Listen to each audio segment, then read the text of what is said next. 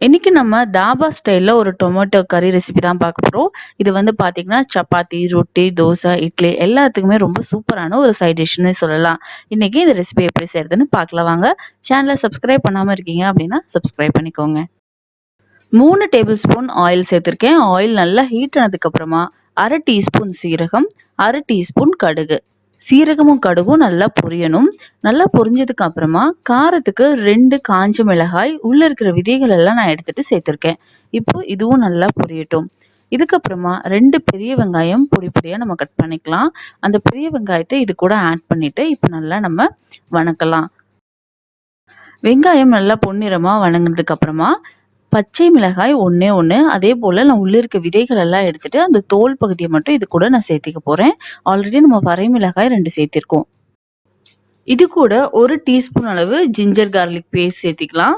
இப்போ இதெல்லாம் நல்லா ஃப்ரை ஆயிடுச்சு. அடுத்து நம்ம மசாலாஸ் எல்லாம் இது கூட ஆட் பண்ணலாம். 1 டீஸ்பூன் அளவு மிளகாய் தூள் நான் ஆட் பண்ணிருக்கேன். 1/2 டீஸ்பூன் கரம் மசாலா தூள்,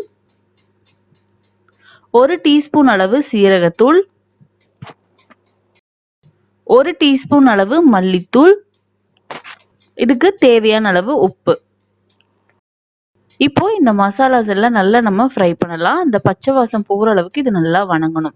இதுக்கப்புறமா 100 கிராம் அளவு தக்காளி பியூரி வந்து இது கூட நான் ஆட் பண்ண போறேன். 100 கிராம் அப்படிங்கிறது மீடியம் சைஸ்ல இருக்கிற தக்காளியை வந்து பாத்தீங்கன்னா 3 தக்காளி எடுத்துக்கிட்டீங்கன்னா கரெக்டா இருக்கும் 100 கிராமுக்கு. இப்போ இந்த பியூரியை இதுல போட்டு நல்லா நம்ம மிக்ஸ் பண்ணிக்கலாம். மிக்ஸ் பண்ணிட்டு இதை நீங்க மூடி வச்சிருங்க. தண்ணி எல்லாம் எதுவும் சேர்க்க தேவையில்லை. இப்போ இது வந்து பாத்தீங்கன்னா நல்லா சுண்டணும். சுண்டி அந்த ஆயில் எல்லாம் வெளியே வர அளவுக்கு இது நல்லா ட்ரை ஆகணும். அதுக்கு முன்னாடி கொஞ்சமா கறிவேப்பிலை இலைகள் வந்து நான் சேர்த்திட்டு இதையும் நல்லா கலந்துட்டு இப்போ ஒரு மூடி போட்டு இதை நம்ம மூடி வச்சிடலாம். இது நல்லா சுண்டுட்டும். இப்ப பாருங்க ஆயில் எல்லாம் நல்லா வெளியே வர ஆரம்பிச்சிருச்சு. இது நல்லா சுண்டிடுச்சு. இதுல வந்து பாத்தீங்கன்னா 200 கிராம் அளவு இருக்கிற தக்காளிய இது போல கொஞ்சம் பெருசு பெருசா நம்ம கட் பண்ணி இதுல ஆட் பண்ணிக்க போறோம். மீடியம் சைஸ்ல இருக்கிற ஒரு தக்காளியா 4ல இருந்து 5 தக்காளி எடுத்துக்கிட்டீங்க அப்படின்னா கரெக்டா இருக்கும். இப்ப இதுல ஒரு கிளாஸ் அளவு இருக்க தண்ணி வந்து ஆட் பண்ணிக்கலாம். நம்ம பெருசா போட்டோம் இல்லையா தக்காளி, அது மட்டும் லைட்டா வெந்து வந்தா போதும். அவ்வளவுதான். இந்த தண்ணி சுண்டும் போது இது கரெக்டா இருக்கும். இப்ப பாருங்க தாபா ஸ்டைல் டொமேட்டோ கறி வந்து ரெடி ஆயிடுச்சு.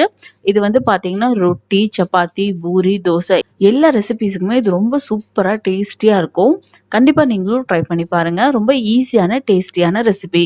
சேனலை சப்ஸ்கிரைப் பண்ணாம இருந்தா சப்ஸ்கிரைப் பண்ணிக்கோங்க.